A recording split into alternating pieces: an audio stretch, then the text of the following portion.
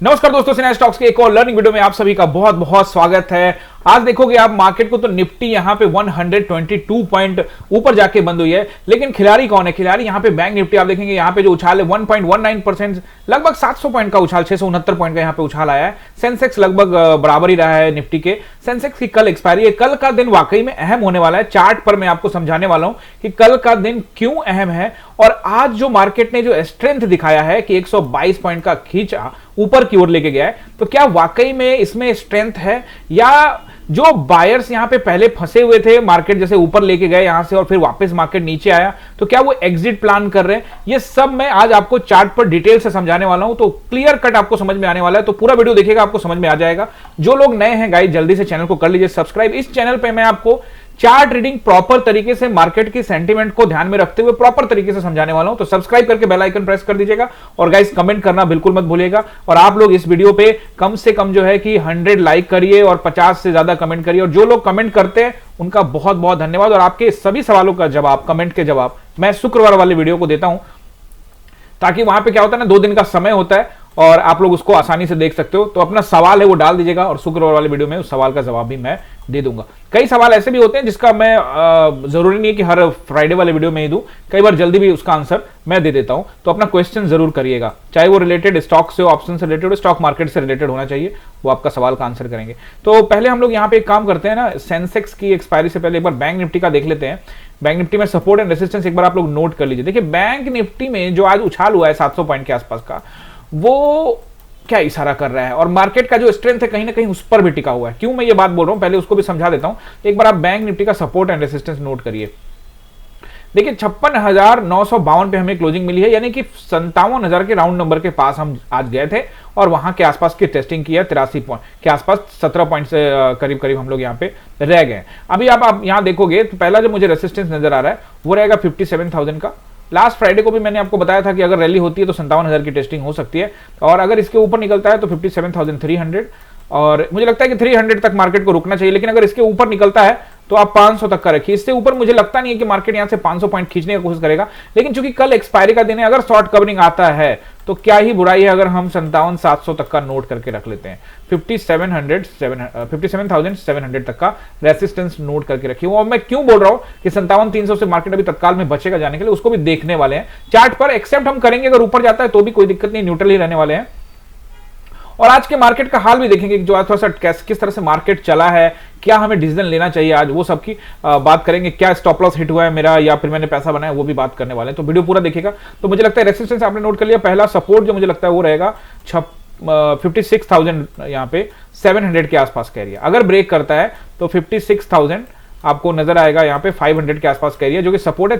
40-50 point ऊपर नीचे होता है, वो हो सकता है। 56,300 का एरिया, ये एरिया आपको यहाँ पे बहुत इंपॉर्टेंट रहने वाला है। सपोर्ट, इससे नीचे भी मार्केट नीचे जाने का नहीं सोचेगा। अगर बहुत तेज एग्रेसिव बिकवाली नहीं हुई तो मुझे लगता है कि ये इनफ है कल के लिए 56,300, ठीक है ना। तो ये रहा बैंक निफ्टी का सपोर्ट एंड रेजिस्टेंस। उसके बाद हम लोग अब सेंसेक्स को देख लेते हैं और फिर उसके बाद बाजार सेंटीमेंट के विषय में समझेंगे, कुछ कंपोनेंट को ध्यान में रखते हुए। क्योंकि कल सेंसेक्स की एक्सपायरी है तो मुझे लगता है जो इंपॉर्टेंट लेवल रहेगा, बिल्कुल ध्यान से नोट करिएगा इसको। 82,300 का जो एरिया है, 300 में आप 25-30 पॉइंट ऊपर नीचे जरूर रखिएगा।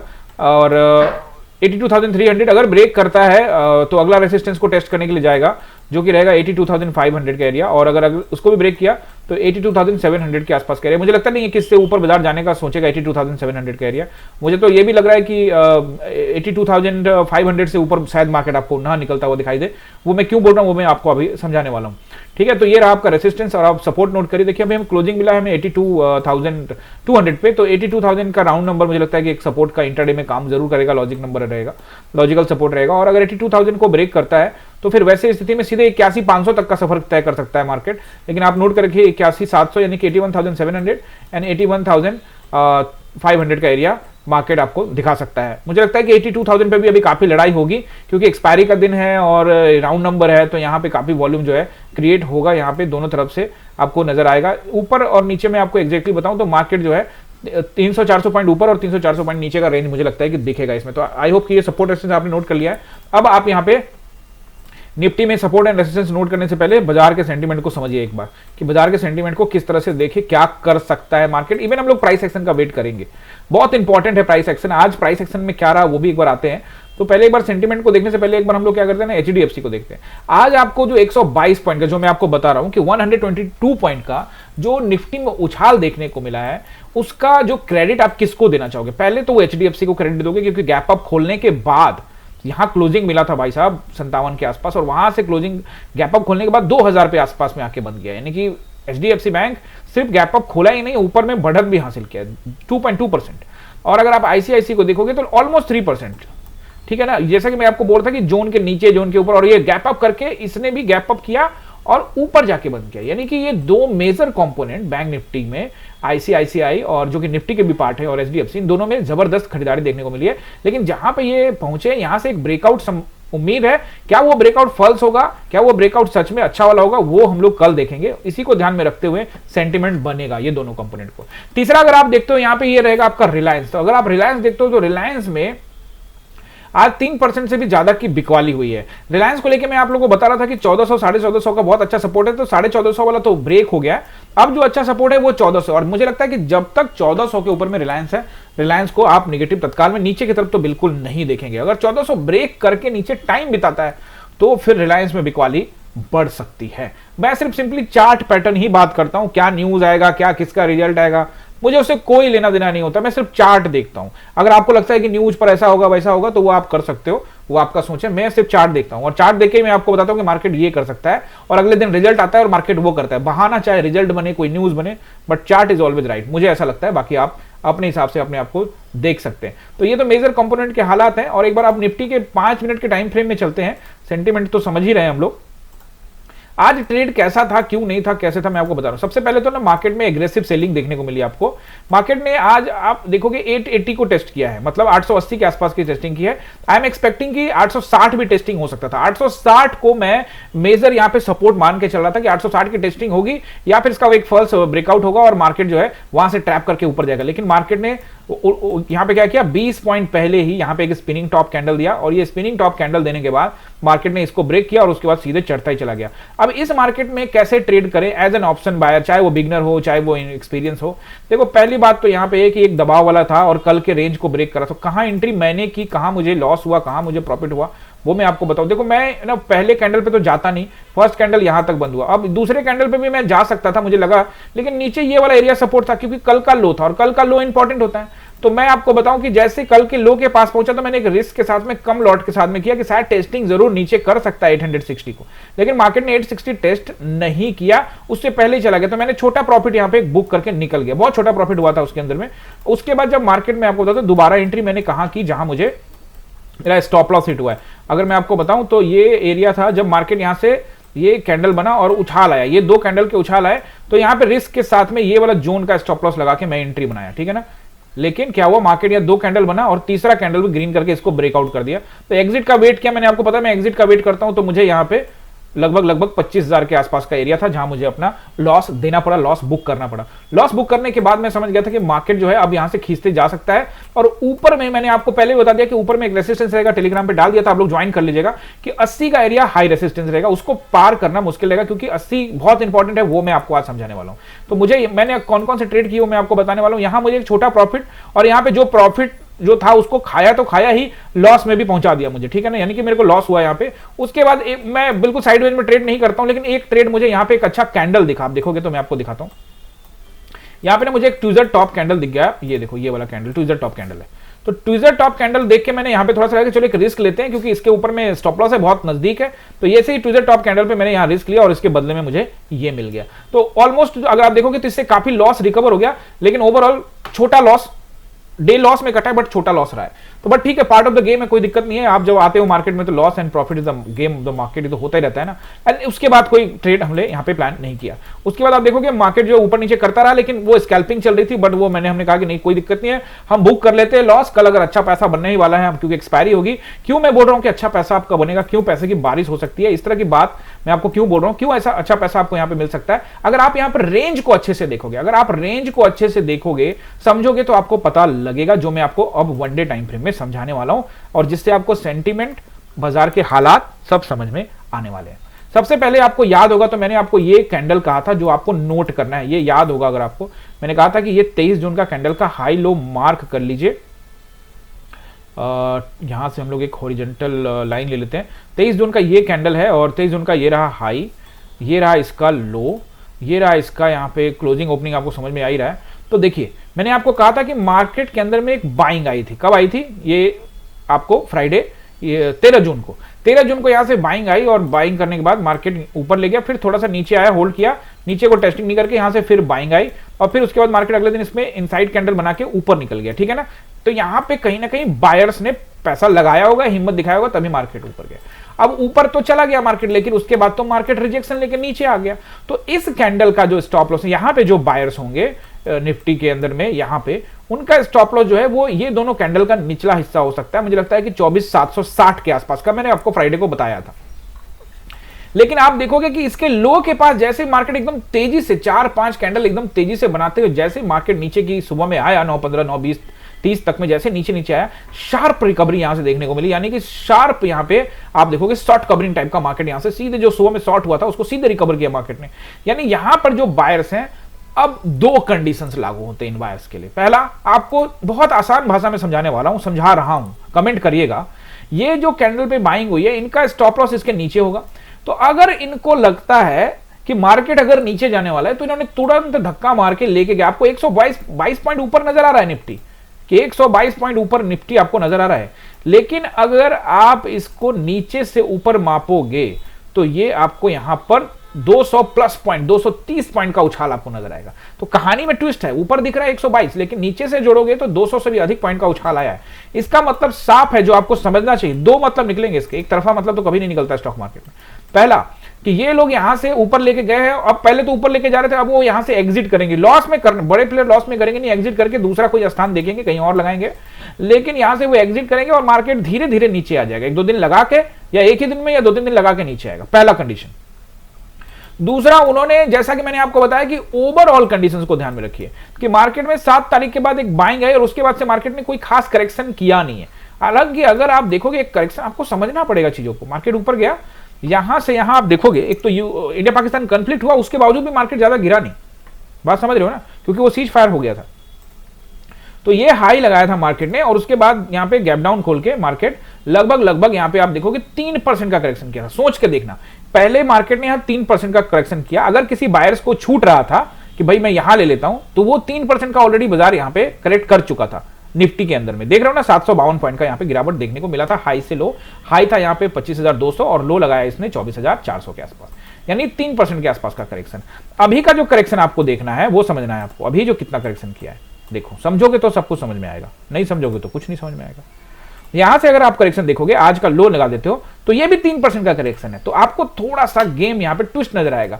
अगर मान लेते हैं कि फ्रेश बायर्स को यहां पे इंटरेस्ट है, तो फ्रेश बायर को 3% हाई से, यहां से जब गिरा था 3%, तब फ्रेश बायर्स को इंटरेस्ट आया, ये ऊपर लेके गए। ठीक है ना? तो अब यहां पे समझने की बात यह है कि यहां से फिर से 3% गिर चुका है। तो क्या नए फ्रेश बायर्स जो यहां पे नहीं बाइंग कर पाए, क्या वहां पे बाइंग कर सकते हैं? यही आपको समझना पड़ेगा कि क्या यहां पे फ्रेश बायर्स, तो मार्केट को ये लोग जो इन्होंने यहां पे बाइंग किया है इस स्पिनिंग टॉप कैंडल पे और यहां नीचे जो बाइंग किया है, इन लोगों ने अभी पुश किया, मार्केट में थोड़ा पैसा लगाया है। अब यहां पे लगा के आज ऊपर क्लोजिंग दिया और नए बायर्स का इंतजार कर रहा है। क्या मार्केट में नए बायर्स, अगर नए बायर्स आते हैं तो मार्केट ऊपर जाएगी आपको, लेकिन ऊपर जाने के लिए कंडीशंस यहां पे क्या लागू होंगे वो देखना है। ये रेंज ब्रेक करना पड़ेगा मार्केट को। ये रेंज देख रहे हो, ये रेंज है 260 से 300 का एरिया, जो कि अभी तत्काल में मुझे टेढ़ा लग रहा है, मतलब थोड़ा इसको मुश्किल लग रहा है मुझे यहां देखते हुए कि ये तोड़ेगा। अब बात ये आती है कि बहुत ज्यादा फ्रेश बायर्स यहां 300 पॉइंट में ज्यादा नहीं है। हो सकता है कि मार्केट में वो और एक्सपेक्टेशन कर रहे हो कि 3% और गिर जाए मार्केट। तो अगर इस कंडीशन में 6% मार्केट गिरता है, समझना है बस, हम सिर्फ बातें कर रहे हैं, मार्केट कितना गिरेगा नहीं गिरेगा हमें अभी नहीं पता है, लेकिन हमें एक्सपेक्टेशन कर रहे हैं कि अगर सिर्फ मार्केट को 4% गिराना है, इस जगह पे लाना है, इस जगह पे नीचे, तो उसका कोई मतलब नहीं रह जाएगा, क्योंकि यहां तो ऑलरेडी बाइंग है ही, तो यहां क्या प्रेजेंस आएगा। ठीक है ना? तो हो सकता है कि मार्केट को वो 6% 2 गुना और गिराते हैं, तो ये निचले वाले जोन को टेस्टिंग करने का सोच रहे हैं। तो क्या मार्केट उसके लिए तैयार है? क्या मार्केट 24,000 के राउंड नंबर के लिए तैयार है? कंडीशंस है, बिल्कुल है इसमें कि मार्केट 24,000 को तैयार कर सकता है। सिर्फ प्रॉपर प्योर चार्ट रीडिंग है, बाकी कोई ये एक्स्ट्रा दिमाग नहीं लगा रहा मैं कि ये भाई आपको कैसे पता मार्केट तो बाइंग आ जाएगी, इसका रिजल्ट अच्छा आ रहा है, वो सब मुझे कोई लेना देना नहीं। मैं सिर्फ चार्ट को रीड कर रहा हूं, मैं सिर्फ न्यूट्रल रीड कर रहा हूं। अगर मार्केट ऊपर जा रही है तो मैं कंडीशंस बता रहा हूं कि इन कंडीशंस में मार्केट ऊपर जाएगा जब 260 को ब्रेक करेगा, नहीं तो फिर मार्केट में नीचे की तरफ दबाव ज्यादा दिखता है। अभी भी आज के 122 पॉइंट ऊपर क्लोज देने के बाद 200 पॉइंट की रिकवरी करने के बाद दो ही कंडीशंस बनते हैं, या तो फ्रेश बायर्स यहां पे आए कल या एक दो दिन के अंदर में आए, और नहीं तो फिर यहां से या तो ये अपना स्टॉप लॉस बचाने के लिए ऊपर लाए हैं, अब फ्रेश बायर्स की एंट्री हो, क्योंकि इन भैया हर किसी के पास एक लिमिटेड पैसा होता है। अब ये पैसा लगा चुके हैं, अब इन ऐसा नहीं कि एएमसी के पैसे नहीं आएंगे और पैसे नहीं आएंगे, पैसे तो आते रहेंगे, बैंकों में पैसे आते रहते हैं, लेकिन हर जगह पे कहीं ना कहीं जो जब आप बाइंग करते हो तो आप चीजों को एनालाइज करते हो। आप भी कोई ट्रेड में जाते हो, चाहे आप इन्वेस्टर हो, बड़े प्लेयर, उससे कोई मतलब नहीं है, कंडीशंस वही रहता है मार्केट को रीड करने का। बड़े प्लेयर्स मार्केट को रीड करते हैं, भाई कहां मार्केट चला है, कितना नीचे आ सकता है, उसके हिसाब से दाव लगाते हैं। लेकिन दाव लगाने का तरीका है कि कितना पैसा उन्होंने लगाया, क्या पूरा पैसा लगा दिया या अभी अभी बचा के रखा है उन्होंने, तो उस हिसाब से मार्केट को ट्रेड किया जाता है। मैं समझता हूं चार्ट ट्रेडिंग को, बस ज्यादा कुछ नहीं। अगर ब्रेकआउट आता है, अगर मार्केट को अपट्रेंड करना है, जैसे कि मार्केट को अपट्रेंड करना है, तो यहां से भी तो दो कैंडल, सुनो समझो, बहुत आसान तरीके से बचा। यहां से मार्केट नीचे आई, दो कैंडल ग्रीन बनाया था ना भाई, जिसमें लगा कि अब रिकवर हो जाएगी, 2 दिन ग्रीन बनाया ना। आज एक ही दिन में ग्रीन बनाने के बाद आपको लग रहा है कि मार्केट ऊपर जा रहा है, तो थोड़ा वेट कर लो ना। जिस ग्रीन को यहां से ये नीचे आया, यहां से ब्रेकआउट हुआ, तो ये एरिया रेसिस्टेंस नहीं है भाई, क्लियर है ना रेसिस्टेंस। तो अगर मार्केट को ऊपर जाना है तो इसको निकालना पड़ेगा। मेरे को कोई फर्क नहीं पड़ता कि मार्केट ऊपर या नीचे, आई एम ऑलवेज न्यूट्रल, मेरे को न्यूट्रल रहना है। आज का मार्केट मेरे लिए सही नहीं था, इसमें कोई दो राय नहीं, क्योंकि मार्केट शार्प नीचे आया और खड़ी चढ़ाई के ऊपर गया। कहीं जोन बनाता है मार्केट और फिर जब जाके अप ट्रेंड आता है तो अच्छा कॉल में पैसा बनता है, या जोन बना के नीचे ब्रेक करता है तो नीचे पुट में अच्छा पैसा बनता है। अब मार्केट ऐसे आ रहा है, ऐसे जा रहा है, तो फिर भाई वो हमारे लिए नहीं है, वो ऑप्शन बायर्स के लिए नहीं है, बिगनर्स के लिए नहीं है। यही नियम है, बाकी आपका अपना नियम, अपना कानून, जैसे मर्जी आप लोग। भाई कई तरह के लोग कमेंट करते हैं इंस्टाग्राम पे, तो भाई गजब कमेंट आता है, ट्रोल करते हैं लोग, बट कोई दिक्कत नहीं है, जितना ट्रोल करे मुझे कोई फर्क नहीं पड़ता। मैं चार्ट ट्रेडिंग करने वाला हूं और ये आपको ज्ञान जो यहां से मिल रहा है वो मिलता रहेगा। कमेंट आपको करना है, आप इंस्टाग्राम पे भी कमेंट कर सकते हैं, इंस्टाग्राम का लिंक नीचे डाला हुआ है मैंने। ओके गाइज, और ये तो आपको समझ में आ गया ना जो मैं सेंटीमेंट समझाने की कोशिश कर रहा हूं, कि अगर इस बायर्स के पास दम है, इसने खींचा, अब नए बायर्स यहां पे आते हैं तो मार्केट को खींच के ऊपर ले जाना पड़ेगा, नहीं तो फिर एक उछाल आएगा, सिंपल रिट्रेसमेंट। जैसे यहां पहले ग्रीन का उछाला और मार्केट नीचे, फिर एक ग्रीन आया और फिर अगले दिन मार्केट नीचे। अगर कल के कल मार्केट इस कैंडल को निगल के नीचे आ जाए तो मुझे कोई आश्चर्य नहीं होगा, साफ दिखता है, ऐसा हो सकता है। बावजूद मैं न्यूट्रल हूं, अगर ऊपर जाना है तो कंडीशन साफ है। आप ये मत सोचना कि कल मार्केट ऊपर जाएगा नीचे जाएगा, हम सिर्फ प्राइस एक्शन का वेट करेंगे। लेकिन मैं आपको एक चीज बता दूं, जैसे मैंने कहा कि पैसा बनेगा, कैसे बनेगा, अगर मार्केट गैप अप वगैरह करता है। एक बार काम करते हैं, मैं आज वीडियो लेट शूट कर रहा हूं, रात 8 बज चुके हैं शूट करते हुए।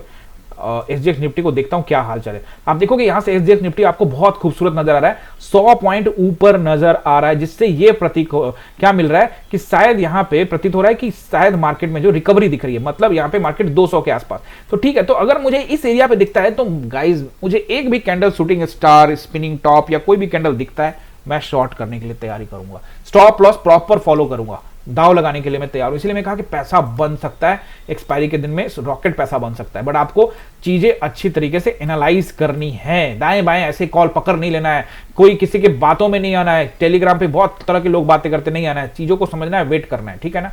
अगर मार्केट अभी तो 100, 100, 150 पॉइंट ऊपर, आपको 100 पॉइंट नीचे ऊपर दिख रहा है, अगर कल सुबह सुबह होते हुए अगर थोड़ा सा भी नीचे रहता है, मैं कह रहा हूं कि गैप अप होता है तो हमारे लिए बहुत अच्छा अपॉर्चुनिटी है, क्योंकि सेलर्स यहां से अगर माल बेचते हैं तो हमारे लिए अपॉर्चुनिटी है। और अगर नीचे की ओर मार्केट आता है तो कहां तक आ सकता है, तो मार्केट क्या करेगा, कल रेंज में रह सकता है। ऐसा हो सकता है कि कल गैप अप खुले और नीचे ऐसा रेड कैंडल बना दे, कोई हर्ज नहीं अगर ऐसा रेड कैंडल बनाता है। मैं कह रहा हूं दोनों में ही कोई दिक्कत नहीं है। अब आप सपोर्ट रेसिस्टेंस नोट कर लीजिए, एंड ऑफ द वीडियो करेंगे फिर उसके बाद। अब देखिए पहला रेसिस्टेंस जो मुझे यहां पे नजर आ रहा है, कुछ भी सवाल रह गया होगा ना, कमेंट जरूर करिएगा, और आपके सवाल का कमेंट अगर आता है तो मैं कल टेलीग्राम में भी उसका आंसर देने का कोशिश करूंगा, ठीक है ना। शुक्रवार को तो करूंगा, टेलीग्राम के ऊपर में भी आपके कमेंट का आंसर दूंगा, ठीक है ना।